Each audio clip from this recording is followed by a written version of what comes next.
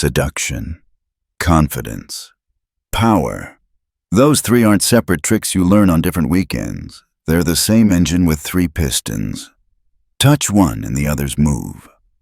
Master all three, and people stop seeing you as an option and start orbiting you as a center of gravity. Machiavelli wasn't just a political theorist with a sharp pen. He studied human leverage, how one mind quietly moves a room, a team, a city. To him, seduction wasn't limited to romance. It was the broader craft of being irresistibly relevant. In business, in friendship, in leadership, in conflict. Confidence wasn't fluffy self-esteem. It was armor you wear before you're invincible. And power, not just force. Power is the atmosphere you create, the perceptions others carry about you when you're not speaking. So let's start with the first shift. Becoming a figure who doesn't chase, but draws people in. You don't need to be the best looking, the loudest, or the most decorated. You need to be the most compelling. Desire doesn't actually come from getting what you want. It grows in the gap between almost and not yet. Uncertainty is a magnet. Attention leans toward what might be attainable but never guaranteed. That's why seduction begins with tension, not drama, but mystery. Stop overfeeding. Don't be perpetually available. Don't respond like a vending machine. Let your presence feel earned. Be the unsolved question in a world addicted to answers. Speak less than people expect. Hold eye contact, then be the one to break it first. Save your warmest smile for when it's deserved, not demanded. Let a quiet pause do the heavy lifting your words usually try to do. Humans chase what they can't fully map. They obsess over what sits just beyond reach. The second you hand out unlimited attention, unconditional approval, and unfiltered vulnerability, you convert rarity into routine, and routine into boredom. Seduction is the economics of scarcity. Make your attention valuable. Now, about confidence. You've been told it springs from accomplishments and approval. Machiavelli would laugh. Confidence is a performance that becomes a reality. You do not wait to feel powerful. You act powerful. And the world reflects that signal back until your nervous system catches up. That's why some people walk into a room and the air changes, not because of fame or money, but because their posture says, I don't need anything from this room. This room might need something from me. How do you perform power before you feel it? Own space. Don't fold yourself. Stand with intention. Slow your movements. Fast fidgeting looks like nervousness. Unhurried gestures read as control. Speak last when possible. Let silence make others hurry into concessions and over-explanations. Touch your glass, collar, or pen slowly, like time works for you. And stop justifying yourself. Over-explaining is insecurity cosplaying as honesty. Real confidence doesn't shout. It's the quiet presence of someone dangerous who doesn't need to prove it. Your hands can be shaking inside. It doesn't matter. Behavioral discipline is your weapon. Repeat the stance, the pace, the timing, the silence until it hardens into truth. Power, then, is emotional control in you and around you. It isn't necessary to be loved. It can be enough to be admired or even slightly feared, but above all, respected. People follow those who modulate their emotional climate. Make someone feel seen, they lean in. Make someone feel respected, they align. Make someone feel a little less certain of themselves in your presence, and they seek your cues. Start with your own signals. Never broadcast jealousy, it screams scarcity. Never announce desperation, it smells like dependence. Don't flare into outrage. It reveals you've lost the steering wheel. Don't hand out admiration too easily. It positions you beneath the person you're praising. When provoked, get colder. When praised, stay still. When disrespected, look at the offender like they've made a scene and you're giving them a graceful exit. Everyone who flinches, begs for attention, or grins too hard blends into the background. The one who looks slightly bored while others scramble, people call that person powerful. Here's a frame you'll remember. Be the spider, not the fly. The fly talks too much. He reveals plans, overshares to be liked, and spills leverage while thinking he's building connection. The spider listens more than he speaks. He smiles faintly. He asks pointed questions. He reveals little. He watches patterns. He waits. Machiavelli wouldn't tell you to try to control people directly. Force is clumsy. Instead, build webs. Offer compliments with a subtle hook. Praise something tied to the behavior you want repeated. Ask questions that expose motives. What made you choose that? Mirror body language just enough to create rapport without words. When someone gets too comfortable, withdraw slightly and let their nervous system chase closeness. Let others feel like they're leading while they step where you've placed the stones. Don't yank on the web. Just feel the vibration. That's seduction elevated into strategy. It's psychological warfare without a visible battle. You're not commanding. You're calibrating. You're not pushing. You're pulling. You're not forcing choices. You're arranging the stage so the choice they make happens to be the one you wanted all along. Let's connect the dots so far. Seduction is not attractiveness. It's curated ambiguity. Confidence is not an internal mood. It's consistent behaviors broadcast until belief locks in. Power is not domination. It's the ability to set the emotional frame. If you appear rare, people desire you. If you appear unbothered, people admire you. If you appear slightly above the chaos, people volunteer to follow your pace. Here's the darker truth. At the beginning, you don't need to be any of those things. You only need to play the part convincingly and consistently enough that your actions retrain your identity. The brain rewires to protect whatever it sees you repeat. Play the role. The role starts playing you. Most people think the game is visible. They think rules are announced like in a classroom. Machiavelli's edge was noticing the invisible rules, the pauses, the looks, the timing, the restraint. He handed you a blueprint that doesn't need volume to work. It needs precision. And precision starts with subtraction.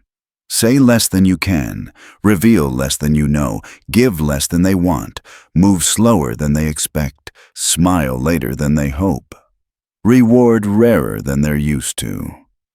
In a culture of excess, subtraction reads as signal. Now we pivot toward the psychological interior, because wearing the mask is only phase one. When you practice these behaviors long enough, your energy changes shape. People adjust themselves around you and can't explain why. That's when seduction stops being an act and becomes gravity.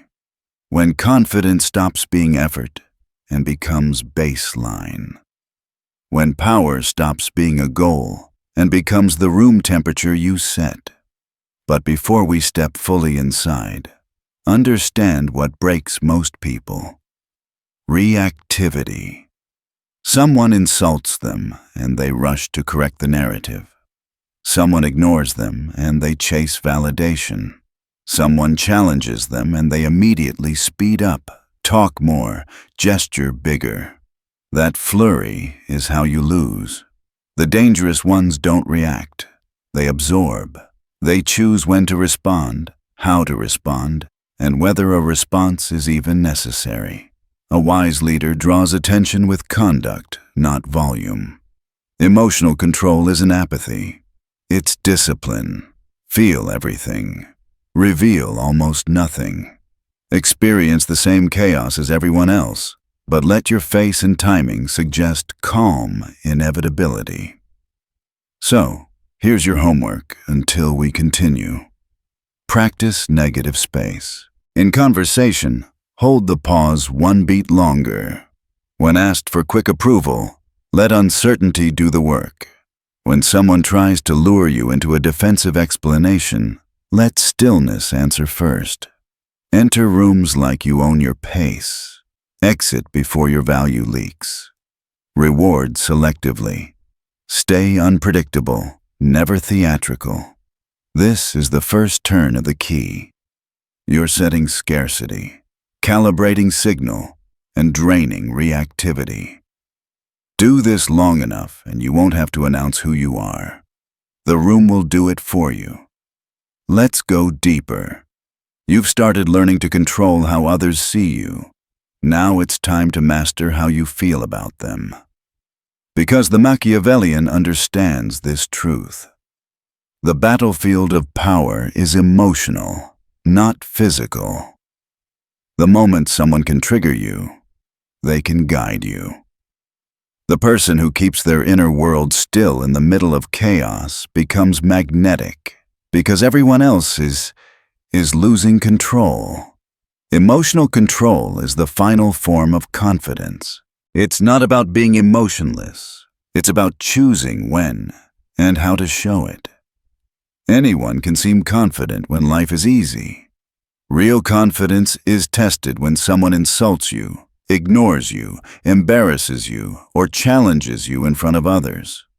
That's where most people break. They rush to fix, explain, or defend. But the Machiavellian doesn't play that game. He doesn't react. He calculates. When you're insulted, don't defend yourself. Let the insult sit in the air like smoke and just smile faintly. When someone brags to impress you, stay neutral. Let them realize on their own that you're not impressed. When something irritates you, pause before reacting. Let time stretch.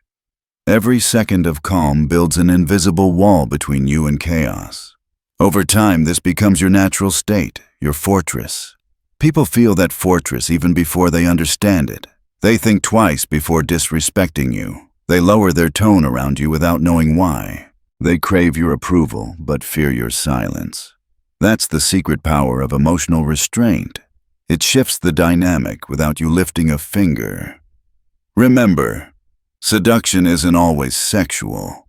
It's influence without resistance. It's the art of making people want to align with you, trust you, follow you, without feeling pushed. When Machiavelli spoke of seduction, he meant this psychological charm that pulls people in through subtle gravity. To seduce someone is to make them want your world more than theirs. You become what they desire, whether that desire is for power, validation, excitement, or safety. Think of history's great seducers: Cleopatra, Casanova, Caesar. None of them relied purely on looks. They understood emotion, how to feed what people secretly craved. Most humans live in quiet emotional fogs, feeling bored, insecure, afraid, unseen. The Machiavellian seducer steps into that fog like a warm light. You don't sell yourself, you sell a feeling. You become mystery where they felt boredom. You become danger where they felt numb. You become recognition where they felt invisible. Want to become magnetic instantly? Speak to what they crave, not what they claim. Mirror their mood first, then gently elevate it. If they're nervous, calm them. If they're arrogant, surprise them with indifference. If they're bored, inject just enough unpredictability to make them lean forward. Seduction is about contrast. You're the thing they didn't expect. Don't over-explain your intentions. Let ambiguity breathe. When you say something slightly open-ended, people's imaginations will do the rest. Let them wonder. That wondering becomes obsession. And above all, make them feel seen. Because here's a secret. People don't fall for those who are perfect. They fall for those who make them feel understood. Reflect back the best version of them. Let them glimpse who they wish they were when they're with you. That's true power. Now we step into the next layer, silence and secrecy. True power is not loud. It's quiet until it strikes. The loud are fragile because they reveal their intent. The silent become unpredictable, and unpredictability is terrifying. Machiavelli warned that a ruler should appear harmless while planning ruthlessly in private. This isn't deceit. It's strategy. It's tactical invisibility. You must master the art of withholding. Don't announce your long-term plans. Don't explain every value or motive. Withhold how much you care. When no one knows what you'll do next, they can't prepare for it. When no one knows your limits, they assume you have none. That's how mystique is born. A powerful person watches more than they speak. Their strength lies not in the number of words, but in the weight of their silences. As Machiavelli said, "He who builds on the people builds on mud." People change, loyalties shift, perceptions fade. So build your foundation on self-reliance and secrecy. Trust slowly, show little. Always be 2 steps ahead. Because when you finally reveal your power, it should feel like lightning, unexpected, undeniable, and impossible to counter. And here's one of the darkest but most effective tactics. Become the source of identity for others. Most people don't know who they are. They absorb identity from culture, relationships, leaders, and trends. If you become the person who gives them meaning, you own them not by chains, but by reflection. Give someone a role protector, confidant, chosen one, and praise them when they live it. Withdraw when they betray it, and watch them panic. Over time, they'll need your approval to feel like themselves. This is how cults form, how toxic relationships trap, how rulers breed loyalty. You're not forcing obedience, you're offering identity. People will chain themselves if it means belonging to something that gives them significance. Machiavelli never said to be cruel, he said to be aware. Understanding the psychology of loyalty gives you leverage most people never touch. But remember this. The mask you wear to gain control will eventually fuse to your skin. Pretend long enough, and you become. Act powerful long enough, and power becomes instinct. Your posture shapes your psychology. Your habits carve your nature. A true Machiavellian doesn't find himself, he builds himself, brick by brick, behavior by behavior, until there's no difference between the performance and the person. And that's what makes the powerful dangerous. They don't act like they have options, they are the option. They don't chase, they attract. And everyone else, consciously or not, begins to adjust around them. Let's recap where you are. You've learned to perform confidence, to control reactions, to seduce through mystery, to build power through restraint. But there's another level, the inner fortress. You can't hold control in the world if you don't rule your mind first. The next evolution is learning how to maintain that fortress energy calm, unreadable, untouchable, no matter what happens. Your goal is to become the kind of person who seems dangerously calm. The one who listens deeply, but reveals nothing. The one who smiles slightly while everyone else panics. The one who says less but commands silence when he does. That's fortress energy, and it's built, not born. Machiavelli once said a ruler must build a fortress to protect himself. But in our world, the fortress is internal. It's psychological armor.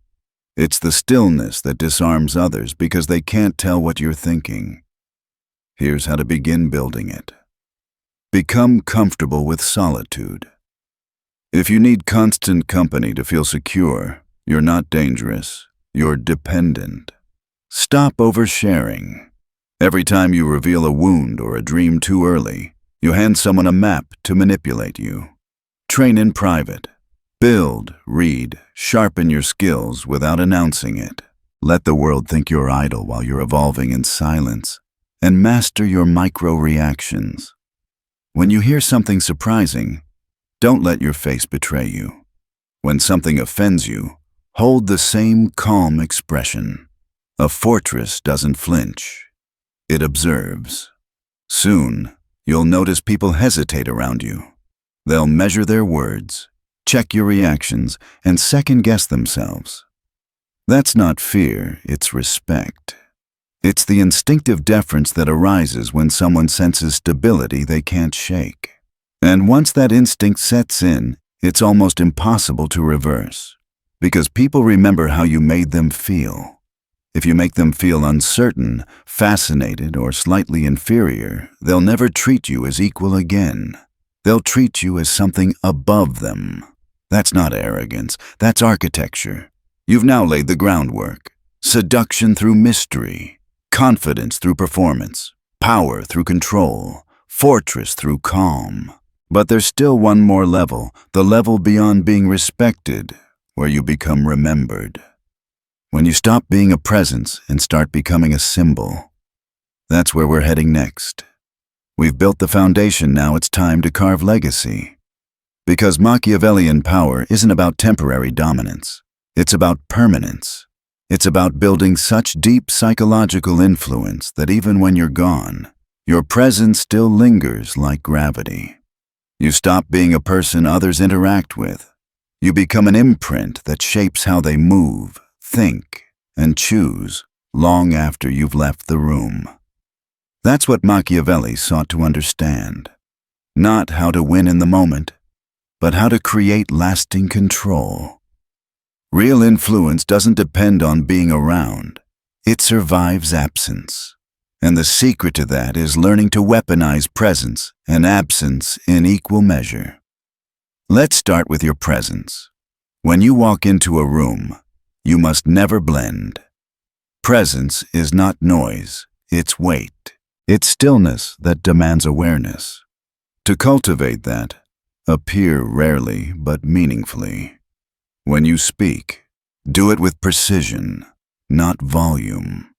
Enter spaces like you were invited by inevitability, not by permission. When you arrive, do it silently, but let the silence around you shift. That's how true presence feels. But power doesn't only exist when you're there, it multiplies when you're gone. The greatest seducers and strategists knew how to make their absence felt like a missing heartbeat. Here's how.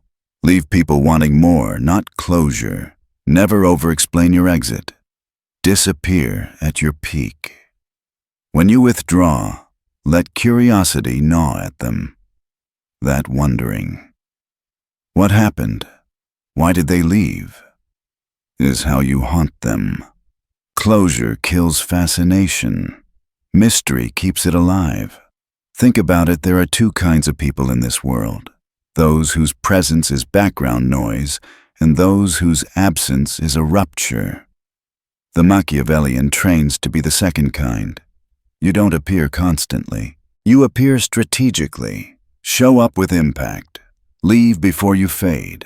The less often people see you, the more valuable your attention becomes. To make your absence powerful, you need to master silence. Most people rush to fill quiet moments because silence feels like emptiness. But for the powerful, silence is the weapon. Silence builds tension. It forces others to project, to guess, to overthink. And when people start trying to interpret your silence, you already control the conversation. Use it like this. When someone asks for your opinion, pause. Let the pause stretch just long enough to make them second-guess themselves. When someone seeks your approval, delay it. Make them work for it. The waiting increases its value. When someone tries to provoke you, stay motionless. Stillness unsettles people more than shouting ever could. When you're in a group, speak once, with purpose, and withdraw. People will remember your silence longer than their own noise. The less you say, the more meaning people attach to your words. The less they know about you, the more they invent, and they'll always invent something greater than the truth. That's how myth is built. Machiavelli understood this perfectly. Myths are stronger than reputations because they're co-authored by the audience. When people piece your story together through half-truths, whispers, and your silences, they end up believing it more deeply than if you told them directly. So stop over-explaining.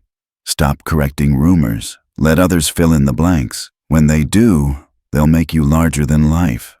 You can even feed the myth strategically. Drop a line that sounds meaningful but vague, something that lingers. Let people overhear praise but never repeat it yourself. When accused, smile faintly and refuse to clarify. People will wonder if you're guilty, innocent, or just too powerful to care. And that ambiguity is power. Because the truth is fragile, perception is forever. Here's a phrase to burn into your mind. Control the narrative by controlling what's left unsaid. When others talk too much, their image gets diluted. When you speak less, your image gets concentrated, distilled into symbol. You stop being just a man or woman. You become an idea. And ideas outlive people. That's the Machiavellian path to immortality, psychological permanence. Now, let's connect this to seduction. The greatest seduction isn't temporary attraction, it's mental ownership. When someone meets you and later compares everyone else to you, you've colonized their imagination. That's the highest form of power. You've become their internal standard, the invisible ruler they measure others against. How do you become that? When you leave someone's life, never explain. Don't tie up the ending neatly. Let them wonder what could have happened. Mystery plants roots deeper than closure. When you enter someone's life, be unlike anyone they've ever met. Speak less. Observe more. Show intelligence and calm, not excitement and eagerness. Challenge them at times. Comfort them at others. Make them feel a combination of awe and uncertainty. That blend is addictive. Remember, people don't remember consistency. They remember contrast. If you're unlike what they expected, their brain flags you as unforgettable. Even in silence, even in absence, they'll compare every new face to yours and find those faces lacking. That's how legends are made. Not by constant exposure, but by rare intensity. Now let's move from myth to architecture, because everything you've learned so far is a psychological design. Seduction built on mystery. Confidence performed until it becomes truth. Power built on control of perception. Presence and absence choreographed for maximum effect. But to sustain that, you need an inner blueprint, a code that governs your behavior without conscious effort. Here's the first principle of that code. Whoever wants less holds more. Approval is a trap. The more you seek it, the less you command it. Power belongs to those who can walk away without explanation. When you reject what others crave, you become what they crave. So stop trying to be wanted. Become the prize. That doesn't mean being cruel. It means being selective. It means choosing, not needing. Create a world where people value your presence because they've felt your absence. When someone is too eager, slow down. When someone disrespects you, withdraw quietly. When someone invites you somewhere, delay your response. Make your time expensive. When insulted, respond with amusement, not defense. That's how rejection becomes magnetism. The one who can reject holds the frame. Rejection breeds rarity. Rarity breeds desire. The ultimate form of seduction is being desired by many and chosen by few. People are drawn not to availability but to standards. They crave validation from the person who doesn't give it easily. That's how the social dynamic flips. Suddenly, they're trying to earn you. Now, let's enter the psychological core, the voice inside your own head. Because everything you project outward begins there. Your posture, your tone, your presence, all of it starts in your self-talk. If your mind is filled with insecurity, no external strategy will save you. The cracks will show when pressure hits. The Machiavellian mind doesn't waste time with self-pity or fragile affirmations. It doesn't whisper, "You're enough." It commands, "Become more." It doesn't wallow in offense. It studies cause and adjusts. It doesn't fear rejection. It interprets rejection as data. That's how the inner fortress operates. Ruthless self-honesty, not cruelty, but never delusion. So start rewriting the language inside your head. Replace, "I hope they like me," with, "Let's see if they qualify." Replace, "I'm nervous," with, "This is how power sharpens itself." Replace, "Why did they do that to me?" with, "I allowed it, never again." Because nobody owes you respect, you earn it through competence, composure, and scarcity. And it begins with your private dialogue, when no one's watching. That's where true power germinates, in the unseen repetition of disciplined thought. You are either your greatest general or your own saboteur. Everything from this point forward will depend on that frame. Because in every interaction, one person defines the frame, and the other lives inside it. That's what we'll uncover next. How to control frames so you don't argue facts, you control reality itself. Every interaction you'll ever have runs through a hidden lens of frame. It's the unspoken context that decides who leads and who follows, who explains and who evaluates. And the one who defines the frame defines the reality. Most people argue about words and details. A Machiavellian argues the frame. Here's what that means. Suppose someone says, "You're being arrogant."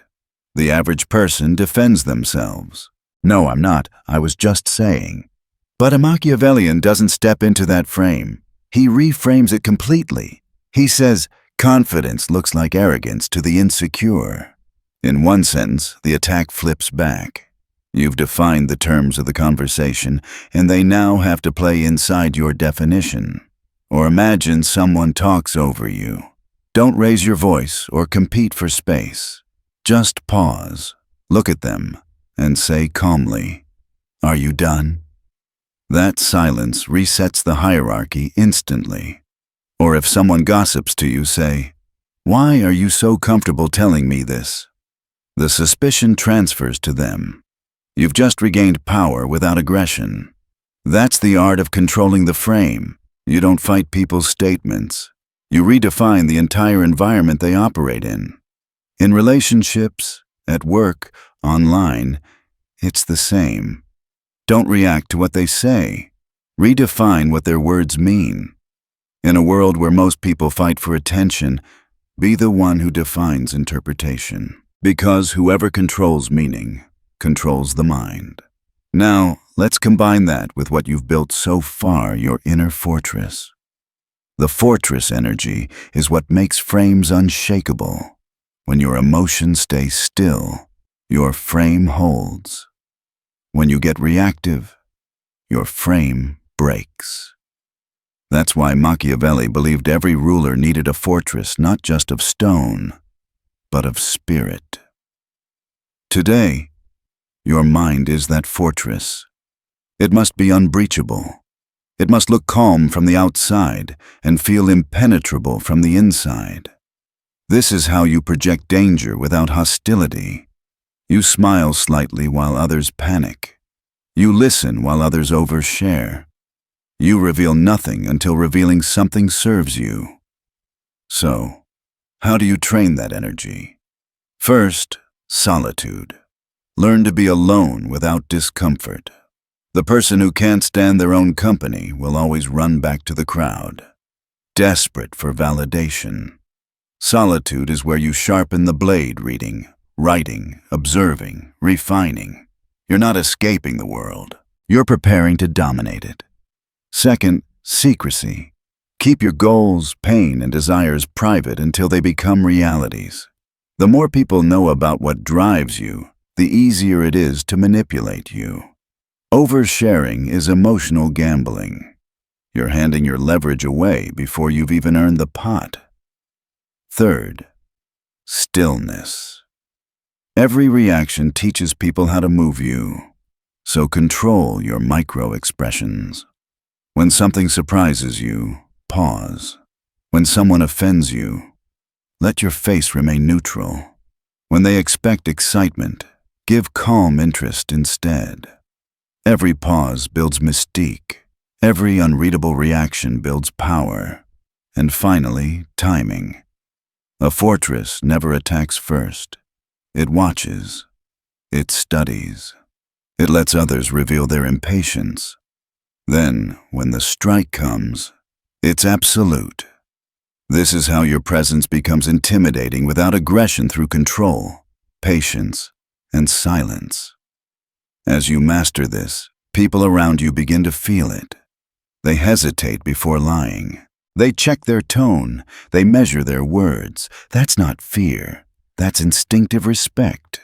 It's the psychological acknowledgement that you cannot be easily moved.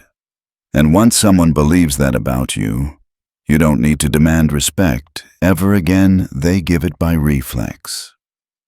By now, you've built the 3 pillars: seduction through scarcity, confidence through action, and power through emotional control. You've learned to withhold, to frame, to vanish strategically, and to weaponize silence. You've become rare, and rarity is irresistible. But the Machiavellian journey doesn't end at respect. The highest level isn't being followed. It's being remembered. The goal isn't temporary authority. It's psychological immortality. You become an idea in people's minds, something they reference even when you're not there. Let's talk about how to do that. When you interact with people, stop aiming to be liked. Aim to be etched. The ones who get remembered are the ones who leave emotional contrast. Make people feel something: shock, awe, curiosity, even discomfort. Ordinary is forgettable. Distinct is unforgettable.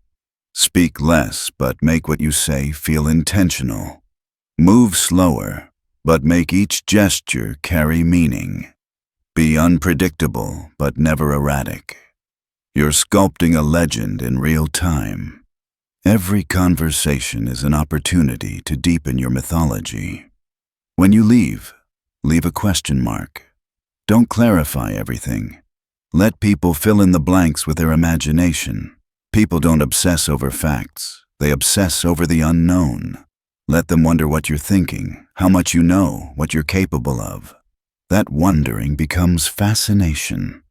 And fascination, once formed, doesn't fade. This is how myth-building works. You don't correct rumors, you curate mystery. If someone speaks about you, let them. The more others talk, the less you need to. Let them tell your story in fragments. Each fragment, incomplete and colored by curiosity, strengthens your myth. If someone accuses you falsely, respond with a faint smile and silence.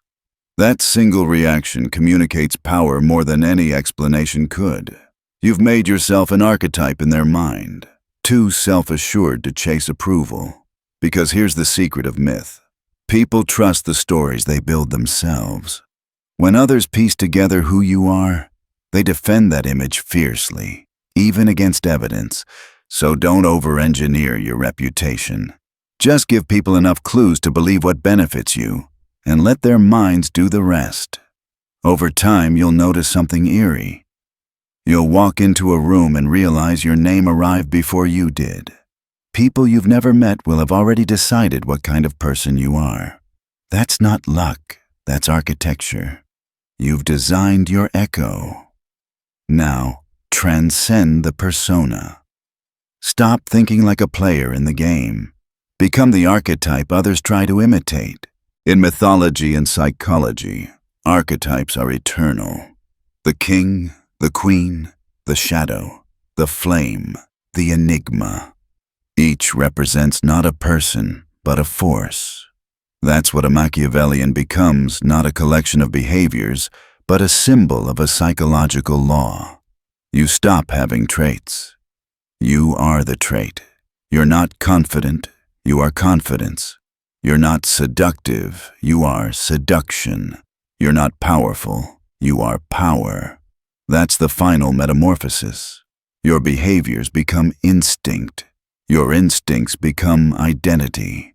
Your identity becomes legend. When people see you, they don't just see a person, they feel an archetype. They react automatically, with awe, respect, curiosity, maybe fear. You've stopped needing to control perception because perception now serves you naturally. You've become the frame itself.